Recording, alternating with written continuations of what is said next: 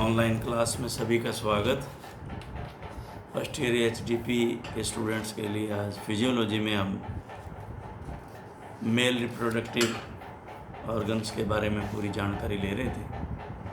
Male reproductive system, तो इसमें हम पहुंच गए थे शायद बल्बो यूरेथ्रल ग्लैंड्स का हमने अध्ययन कर लिया था। अब आज हम पेनिस शिशन, इसके दो कार्य होते हैं, एक तो मूत्र का उत्सर्जन और मादा जनन तंत्र में सीमन पहुंचाना। दूसरे कार्य के लिए शिशन का उत्तेजित होना, इरेक्टाइल खड़ा होना जरूरी है, इरेक्टाइल होना जरूरी है। तो ये हमने इसके अंदर बहुत ही शॉर्ट एंड सिंपल बात का जिक्र किया गया है, लेकिन अब ये इसमें बहुत कुछ रह गया, क्योंकि ना तो ये दिया गया है इसकी लंबाई कितनी है, मोटाई कितनी है, कौन कौन से जानवर में कितना, इसका कंप्लीट सिस्टम जो है इसमें नहीं दिया गया।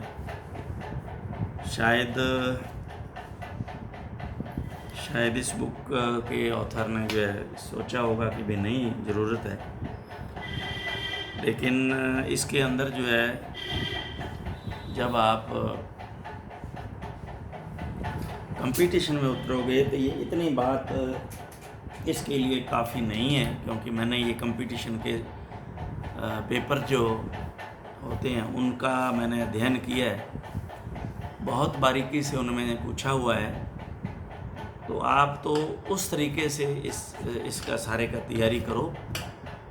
तो अब ये हम दोबारा से इसको सारे को, इस सिस्टम को हम इसको देखते हैं। देखिए स्क्रोटम, हमने जो वृक्षण कोश पढ़ा था, अब इसके अंदर तो बहुत ही शॉर्ट के अंदर मैंने देखा 2 लाइनों में ये पूरी बात इन्होंने कर दी, लेकिन इसकी संरचना, इसकी लंबाई, इसकी मोटाई, तो इन चीज़ों का मुझे आभास ऐसा हुआ कि इनमें कमी है। तो अभी आप इसमें देखें स्क्रोटम में इवन मैंने ये इसमें ये देखा कि इसमें यहाँ तक कभी नहीं दे रखा कि ये होते कहाँ हैं। नहीं, ऐसा नहीं दे रखा, नहीं ऐसा तो अब ये मान लें कि आपको पता है, तो ये तो अच्छी बात नहीं है। तो सबसे पहली बात तो ये है कि एक त्वचीय थैलीनुमा संरचना है जो इंग्वाइनल क्षेत्र में होती है, इंग्वाइनल रीजन में, इंग्वाइनल रीजन पिछले पैरों के बीच में, जहाँ अपने एरिया वो चड्डा बोल देते हैं, जहाँ अडर जो है, अडर का जो है बैक पोर्शन हुआ ऊपर की तरफ, वहाँ ये जो है वो स्थित होते हैं, स्क्रोटल इंग्वाइनल रीजन में होते हैं। इसके अंदर 2 वृक्षण, ये तो चलो उसमें भी बता दिया गया। अब जो रह गया वो होता है कि वयस्क प्रौढ़ सांड बुल में लगभग 20 से 25 सेंटीमीटर की लंबाई होती है, ये नहीं दिया गया। अब ये मैंने इसमें आपको वहाँ भी बताया था कि 5 से 7 डिग्री फ़ारेनहाइट मैंने पढ़ा है, लेकिन इसमें 1 से 8 डिग्री सेंटीग्रेड लिख रखा है। अब ये नहीं बात कुछ जची, क्योंकि मैंने जो पढ़ा है वो है अप्रॉक्सीमेट 2 डिग्री सेंटीग्रेड, अप्रॉक्सीमेट 2 से 3 डिग्री सेंटीग्रेड जो है वो डाउन रहता है। तो ये तो ज़्यादा हो गया, 1 डिग्री से 8 डिग्री सेंटीग्रेड। चलिए खैर, और इसमें विशेष जो बात ये है कि इसकी जो त्वचा है वो अलग अलग कलर की होती है, अलग अलग जानवरों में। तो अभी ये गुलाबी भी होती है, लाल पीली रंग की, और काले रंग की भी होती है। तो किन किन में होती है ये अब अपने इसको देखें। घोड़े में ये काले रंग की होती है, ये चीज़ें जो है आपके काम में आएंगी, बहुत ही इम्पोर्टेंट है। ये कई बार यूँ चल मल्टीपल चॉइस में दे दिया, अब आपको तो पता नहीं है, तो आपके लिए सिरदर्द बन गया। ये रेफी और ये सेप्टम स्क्रोटी, ये मैंने आपको उसमें हो गया था। हाँ, उसमें जो नहीं था वो था डोर्टोइस इलास्टिक टिश्यू। डोर्टोस ये तंतु में लचीला जो इलास्टिक होता है, सेप्टम स्क्रोटी जो है इससे बना होता है। जब मैंने कल आपको सैक्रोन बताया ना, ये काहे का बना होता है, तो ये डोर्टोस है, ये इलास्टिक जो है वो टिश्यू है उसका। और इसके नीचे जो है स्क्रोटल फेसिया होता है। इसमें वाकई करीब, ये डिस डायग्राम में मैं आपको ये डायग्राम भेजूंगा, बहुत अच्छा डायग्राम दे रखा है। इसके अंदर हर चीज़ जो है क्लियर है एकदम से, जो मैं अभी आपको बता रहा हूँ। ट्यूनिका वेजिनैलिस ये सबसे अंदर की परत है जो फाइब्रोसिस सैक निर्माण करती है तथा पेरिटोनियम से जुड़ी रहती है। तो ये इसके बारे में एक्स्ट्रा जो चीज़ें थी जो मैं आपको आज इस लेक्चर के माध्यम से दे रहा हूँ। अब इसमें ये भी बड़ा कमाल की बात है कि अब आपने अगर ये पढ़ लिया तो यहाँ ये भी नहीं दिया हुआ कि कौन सा जो है, इसमें मैंने नहीं देखा टेस्टिज में, वृक्षण में, कि कौन सा इसमें बड़ा है। जबकि ये आम पूछ लिया जाता है कि दोनों में से लेफ्ट या राइट कौन सा टेस्टिज बड़ा होता है।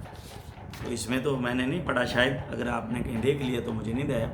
तो बायां वृक्षण दाहिने वृक्षण से बड़ा होता है। तो अब ये देखिए छोटी छोटी बातें हैं जो आप मिस करोगे इसमें। तो इसमें ये दो हैं, लेफ्ट एंड राइट, और ये काहे से लटके रहते हैं, उसमें ये भी मुझे नहीं दिया गया, हाँ नहीं पढ़ा मैंने। तो ये जो है वो है स्पर्मेटिकोड के द्वारा ये स्क्रोटम में लटके रहते हैं, यानी वृक्षण कोश में स्पर्मेटिकोड के द्वारा लटके रहते हैं। अब इनका आकार है देखिए, और इसमें वजन है देखिए, ये चीज़ें तो सारी उसमें छूट गई। तो लगभग जो है 250 से 300 ग्राम जो है इनका वजन होता है, और लंबाई जो है वो 12 सेंटीमीटर, चौड़ाई 5 सेंटीमीटर और मोटाई 5 सेंटीमीटर जो है होती है। तो ये जो चीज़ें हैं ये आपको उसमें इम्पोर्टेंट काम आएंगी। बाकी तो खैर कोई ऐसी बात लंबी नहीं है, लेकिन बायां वृक्षण दाहिने से जो है बड़ा होता है, ये तो आपको कम से कम पता ही होना चाहिए। चलिए, ज़्यादा डिटेल आपको नहीं है तो कम से कम ये ज़रूरी है। अब इसमें एपिडिडाइमस भी बहुत छोटा दिया है, शॉर्ट दिया है। अब कितनी लंबाई होती है। हाँ, एक जो मेन चीज़ जो मैं बताना चाहूँगा आपको टेस्टिज के बारे में, टेस्टिज के अंदर अब ये इन्होंने दिया ही नहीं है कि इसमें कितने स्पर्म जो है निर्माण होते हैं, देखिए। और जो बहुत ही इंपॉर्टेंट बात है,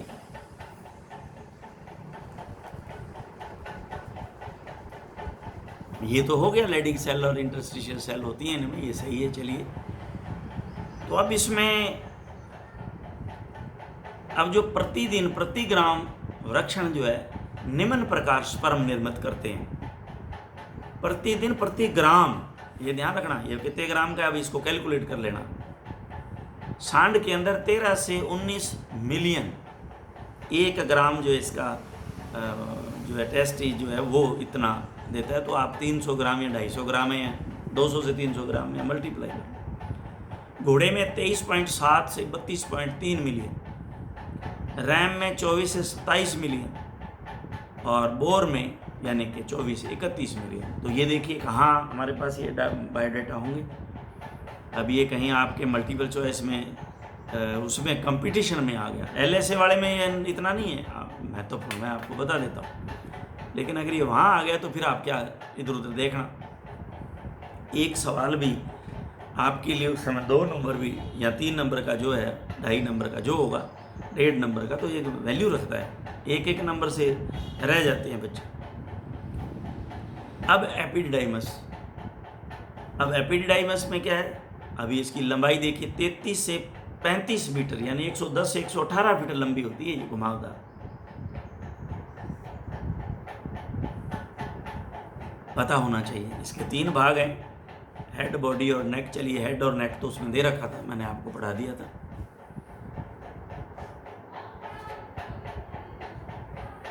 वासा एफ्रेंशिया हो गया, एपिडाइमस के कार्य भी जो हो गए, लेकिन वेरी वेरी इम्पोर्टेंट, ये तो आएगा ही आएगा किसी हालत में, उसमें नहीं है ये। देखिए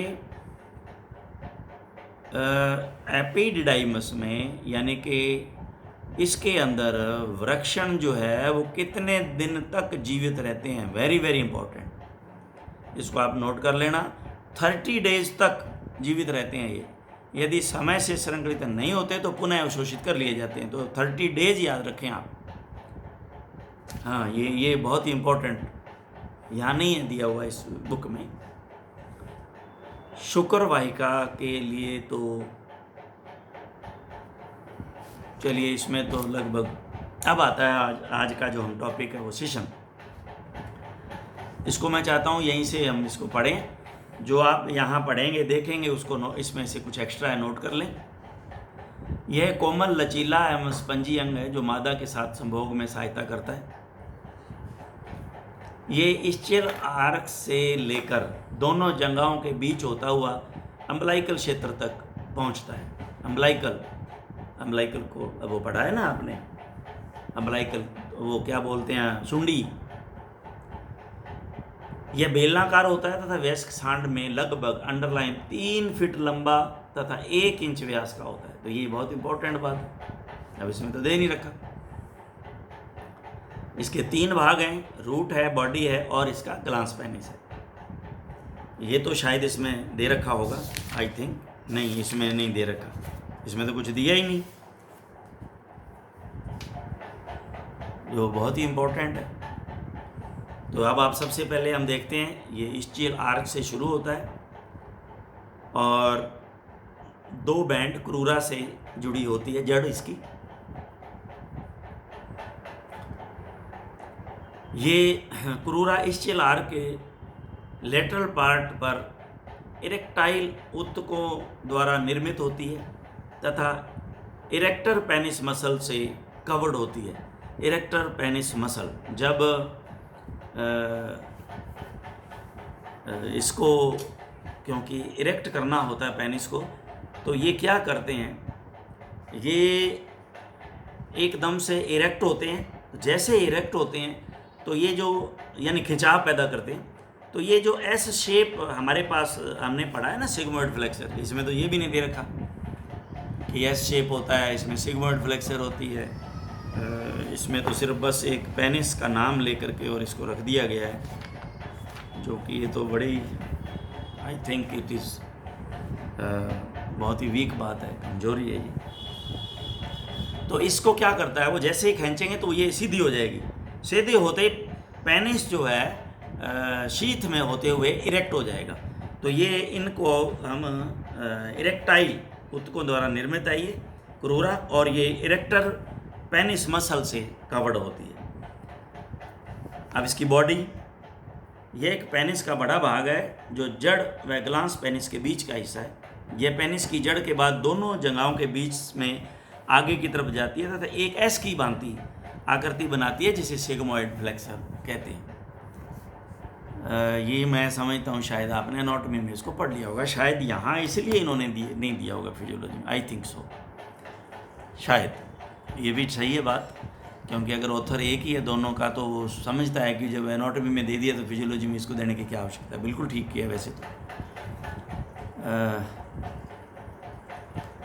तो ये जो सिग्मोइड फ्लेक्सर है ये बड़ी ही इम्पॉर्टेंट है एनाटॉमिकल पॉइंट ऑफ व्यू से, क्योंकि जब भी पथरी होती है तो ये जो एरिया वहीं जो होती है, तो इसको हमें टच करना होता है, पकड़ना होता है उस समय, ऑपरेशन के समय। तो ये कहाँ होती है, जो स्क्रोटम के पीछे ही ये जो भाग होता है। तो जो स्क्रोटम है उससे लगभग जब मैंने ऑपरेट किए थे तो आप जो ये इस तरह से अपनी 4 उंगलियां रखिए, ये नीचे मान लीजिए टेस्टिस है और स्क्रोटम है, और यहाँ से ये जो पूंछ की तरफ हम यूँ जाते हैं और ये पीठ है पूरा, तो आप इसके ऊपर 4 उंगली यूँ रखें तो ये एरिया आपका कट लगाने का होगा। यहाँ से जैसे ही आप 4 इंच का कट देंगे, 3 इंच का, तो ये आपके हाथ में आ जाती है सिग्मोइड फ्लेक्सर। इसका जो है वो अगर आपने कट ऊपर लगा दिया तो ऊपर वाला सिरा हाथ में आ जाएगा, और अगर आपने कट नीचे लगाया तो नीचे वाला। तो जैसे ही नीचे वाला सिरा आपके हाथ में आ गया तो वो यूं बनी हुई है, तो आप इसको धीरे धीरे धीरे धीरे धीरे यूं आप उस कट के अंदर से बाहर जो है निकाल लेंगे, और वहाँ कट लगा के उस पथरी को निकाल के स्विचर करके अंदर डाल के टांगे लगा दें। ये बातें जो है आगे आपको समझाएंगे, लेकिन ये यहाँ आ गई इसलिए मैंने, क्यों इम्पोर्टेंट है सिग्मोइड फ्लेक्सर एस शेप। इसके बाद स्क्रोटम के बेस के बाद दोनों सपर्मेटिक कोड के बीच से होती हुई ग्लांस पेनिस से जुड़ जाती है। तो ये ग्लांस पेनिस आगे जो लास्ट भाग है पेनिस का, तो ये हमारे पास इस तरह से इन्होंने ये जो कंप्लीट इसको किया है। अब जो है आज हम इसके बारे में पढ़ेंगे, जो वो है हार्मोन्स, नर जनन तंत्र से संबंधित हार्मोन व उनके प्रभाव। आज हमारा यहीं से शुरू होना था ये, लेकिन मैंने ये देखा कि ये कुछ बातें इसमें से रह रही हैं जो आप तक पहुंचा दूं, ताकि अगर बाय द वे पूछ भी ली जाती तो आप उनका जवाब देने के लिए सक्षम हो। अब हम आते हैं हार्मोन्स। तो ये हम मेल हार्मोन्स जो है इनके बारे में हम पढ़ेंगे, क्योंकि इसमें पूरा का पूरा चैप्टर अलग है और इसमें इसी चैप्टर के अंदर ही समावेश करवा दिया गया ऑथर द्वारा। तो चलिए अच्छी बात है, शॉर्ट में उन्होंने इसको किया, साथ ही जो है ले लिया। Hormones of male reproductive system and there effects, क्या क्या उसके असर होते हैं, प्रभाव, और कौन कौन से हैं जो इससे संबंधित हैं। तो सबसे पहले अगर पीयूष ग्रंथि यानी anterior pituitary gland adeno hypophysis भी इसको कहा गया है, इसको एडिनो हाइपोफाइसिस भी कहते हैं, के द्वारा स्रावित पिट्यूटरी गोनेडोट्रोपिन्स दो प्रकार के स्रावित पिट्यूटरी गोनेडोट्रोपिन्स दो प्रकार के होते हैं। ये हार्मोन्स जो सेक्स हार्मोन्स हैं गोनेडोट्रोपिक्स दो प्रकार के होते हैं, जो नर व मादा दोनों पशुओं में अपना प्रभाव प्रकट करते हैं। नर में ये हार्मोन FSH और ICSH, तो ये तो हो गया follicular stimulating hormone, interstitial cell stimulating hormone, शुक्राणु निर्माण व नर हार्मोन के निर्माण में सहायक होते हैं। नर जनन तंत्र से संबंधित हार्मोन निम्न प्रकार हैं। Follicle FSH follicle stimulating hormone, तो FSH जो है यह एक ग्लाइकोप्रोटीन हार्मोन है, प्रोटीन है। नर पशुओं में हार्मोन्स सेमिनिफेरस नलिकाओं पर, सेमिनिफेरस ट्यूब्यूल्स जो टेस्टीज में मैंने आपको बताए थे ना, सेमिनिफेरस ट्यूब्यूल्स नलिकाओं पर प्रभाव डालकर शुक्राणु निर्माण स्पर्मेटोजेनेसिस की प्रक्रिया शुरू करते हैं। यह स्पर्मेटोसाइट्स में प्रोटीन संश्लेषण को बढ़ाता है। यह स्पर्मेटोसाइट्स में प्रोटीन संश्लेषण को बढ़ाता है। अब ICSH जो इंटरस्टिशियल सेल स्टिमुलेटिंग हार्मोन, तो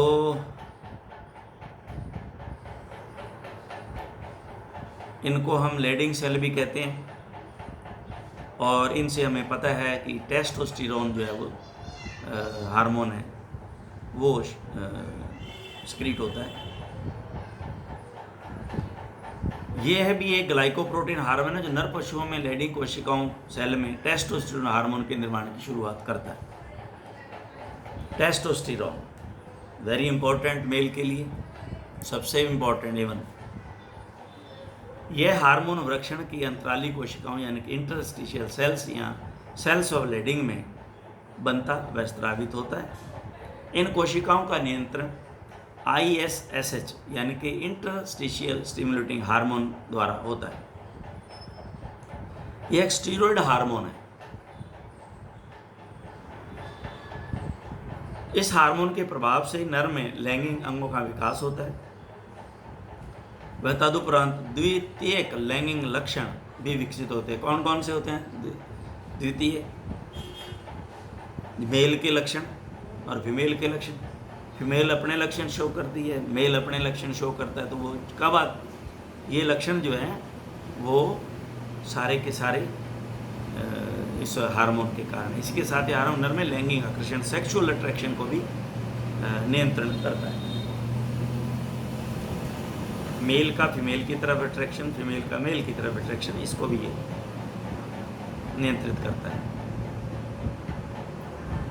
जैसे द्वितीयक लैंगिक लक्षण में क्या आता है, सेकेंडरी सेक्सुअल में बालों की वृद्धि, बालों की वृद्धि। तो बालों की वृद्धि मेन तौर से जो ह्यूमन बीइंग में तो प्यूबिक हेयर होते हैं उनकी वृद्धि होती है मेल में। तो बालों की वृद्धि, सींग, कलंगी का निर्माण, बालों का रंग, आवाज़ का बदलाव, व वसा संग्रह आदि, फैट, मोटापा थोड़ा सा। यह हार्मोन मादा के एस्ट्रोजन व प्रोजेस्टेरोन हार्मोन के समतुल्य होता है। एस्ट्रोजन व प्रोजेस्टेरोन मादा के, आप इसमें अंडरलाइन कर लेना भैया,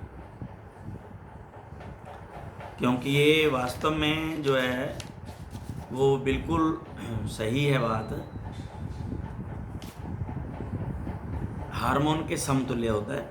यदि नर का उसके यौवन आरंभ प्यूबर्टी से पूर्व ही बदियाकरण, कास्ट्रेशन कर दिया जाए तो लैंगिक लक्षण यानी सेक्सुअल ऑर्गन्स व सहायक ग्रंथियां विकसित नहीं हो पाती। एक्सेसरी ग्लैंड्स और सेक्सुअल ऑर्गन्स विकसित नहीं हो पाते। अब आता है हमारे पास नेक्स्ट है इरेक्शन ऑफ पेनिस। पेनिस उत्तेजित कैसे होता है? शिश्न का उत्तेजित होना या हर्षण। शिश्न एक स्पंजी ऊतक है जिसमें दो प्रकार की संरचनाएं पाई जाती हैं। अच्छा, ये इन्होंने यहाँ इसका वर्णन दिया। ओके, यस, ये पूरा कंप्लीट इन्होंने अच्छा यहाँ किया है। तो इसमें ए तो है, दो इसमें कॉर्पोरा कैवर्नोजा पेनिस, ये स्पंजी ऊतक हैं इसके अंदर दो प्रकार के, कार्पोरा कैवर्नोजा पेनिस और कॉर्पस कैवर्नोजम यूरेथ्री। ये दो तरह के इसमें स्पंजी ऊतक हैं।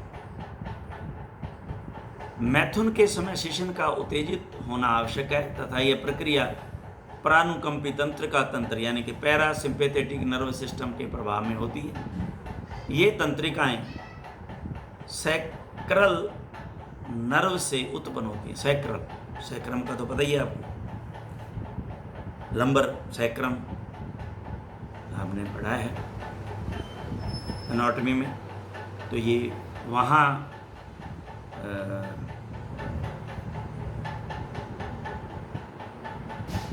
कॉक्सी, प्यूबिक, ये सारी आपने जो है ना, लंबर है, सैक्रम है, ये आपने पढ़ रखी है। सैक्रम 5 जो इकट्ठी है। तो ये वहाँ से जो नर्व निकलती है, सैक्रल नर्व से उत्पन्न होती है। उत्तेजना के नियंत्रण का केंद्र मस्तिष्क में होता है, सेंट्रल नर्व सिस्टम। उत्तेजना इरेक्शन के समय एंटीरियर प्यूडिक आर्टरी, पोस्टीरियर प्यूडिक आर्टरी व ऑब्चुरेटरी आर्टरी, ऑब्चुरेटरी फोरामेना जहाँ होता है, ऑब्चुरेटरी आर्टरी, प्यूडिक आर्टरी, एंटीरियर और पोस्टीरियर दोनों फैल जाती हैं, जिससे रक्त प्रवाह बढ़ जाता है तथा इसके कारण से कैवर्नोसम ब्लड साइनसेस रक्त से भर जाते हैं।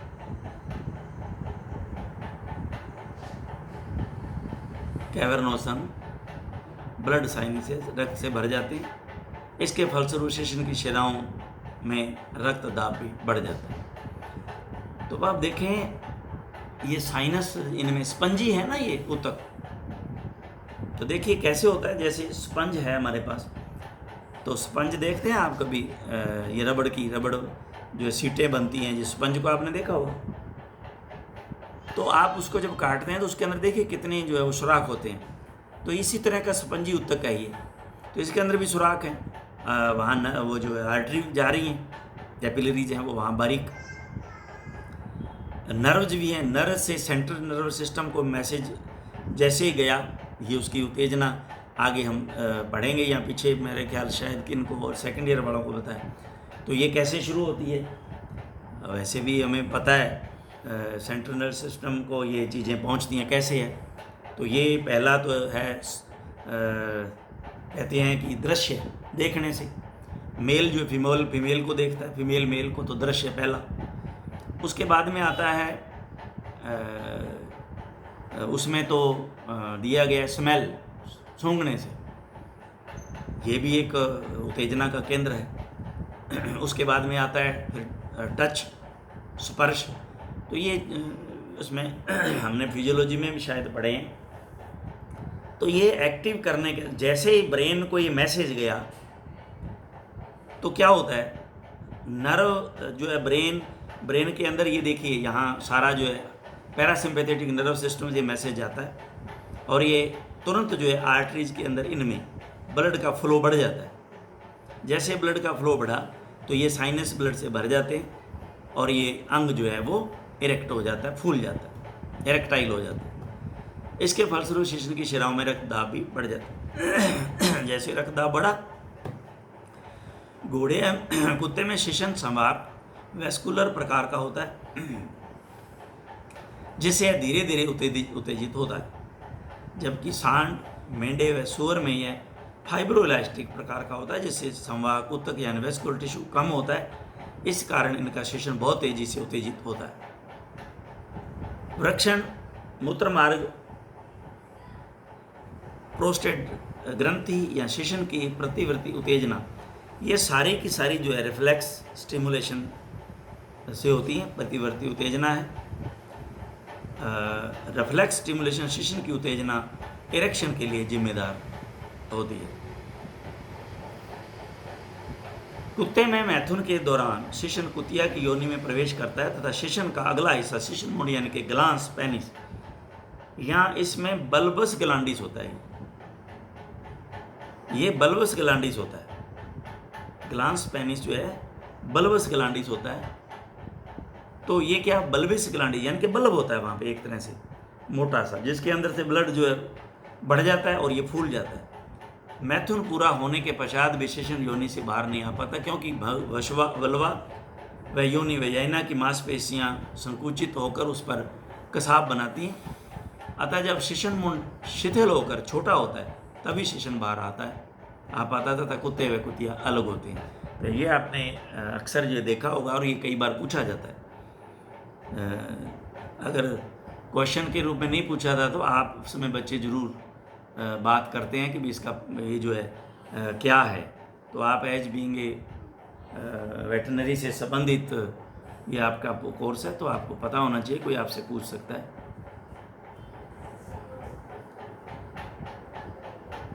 अब हमारे पास एजेकुलेशन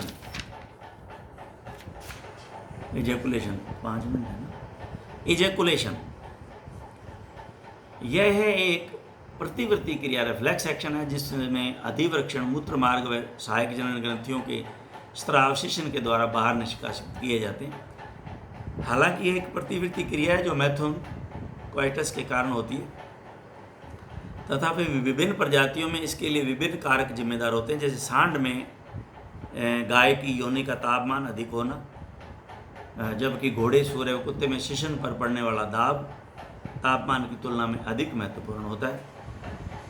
इसका नियंत्रण केंद्र भी मस्तिष्क होता है। यह प्रक्रिया वास डिफरेंशिया से शुरू होकर एपिडिडाइमस से होती हुई वास डिफरेंस तक आती है तथा इसी समय सहायक जनन ग्रंथियों की दीवारें संकुचित होती हैं। इसके पश्चात मूत्र मार्ग क्रमशः यूरेथ्रा, इस्चियो कैवर्नोजम व बल्बो कैवर्नोजम मसल्स के संकुचन द्वारा खाली हो जाता है, वीर्य शिशन के द्वारा बाहर निकल जाता है। तो अब हम नेक्स्ट जो हमारे पास है सीमन, इसको हम ले लेते हैं और स्पर्मेटोजेनेसिस कल दूसरे लेक्चर में कहें। सामान्य श्रृंखला के दौरान जो स्राव नर जनन अंगों से निकलता है उसे वीर्य कहते हैं। इसमें शुक्र जनन नलिकाओं द्वारा स्रावित शुक्राणु तथा तरल भाग होता है। जो शुक्र जनन नलिकाओं, अधिवृक्षण वास डिफरेंस मूत्र मार्ग की ग्रंथियों व सहायक जनन ग्रंथियों शुक्राशय, प्रोस्टेट, बल्ब या कॉपर्स ग्लैंड द्वारा स्रावित होता है। सांड में वीर्य के कुल आयतन का 10% शुक्राणु कोशिकाएं होती हैं, जबकि टीजिंग बुल में शुक्राणुओं की संख्या बढ़ जाती है। लैंगिक आराम के बाद वीर्य की मात्रा बढ़ जाती है तथा लगातार मैथुनों के कारण वीर्य की मात्रा व गुणवत्ता दोनों बढ़ जाते हैं। वीर्य के तरल भाग को सेमिनल प्लाज्मा भी कहते हैं, जिसमें अब ये अंडरलाइन कर लेना, और ये कई बार 2 नंबर का आता है भाई, जिसमें phospholipid, saturated fatty acid, unsaturated fatty acid, fructose, sorbitol, inositol और कुछ मात्रा में ग्लूकोज, नाइट्रोजनी, क्षार, प्रोटीन मुक्त अमीनो अम्ल, एंजाइम, सिट्रिक अम्ल, लैक्टिक अम्ल व अकार्बनिक आयन जैसे सोडियम क्लोराइड, इसके बाद में आता है क्लोराइड, फास्फेट, पोटेशियम, मैग्नीशियम व कैल्शियम आदि पाए जाते हैं। फ्रक्टोज शुक्राणुओं के लिए प्राथमिक रूप से ऊर्जा की महत्वपूर्ण स्रोत है। वे पशु जिनमें मैथुन का समय अधिक होता है उनमें वीर्य की मात्रा भी अधिक होती है, जबकि जिन पशुओं में मैथुन का समय कम होता है उनमें वीर्य की मात्रा भी कम होती है। तो ये आप इसको सीमन के बारे में ज़रूर आवश्यक रूप से अच्छी तरह से इसको नोट कर लें और अंडरलाइन कर लें। तो आज के लिए सफिशिएंट है। Thank you very much.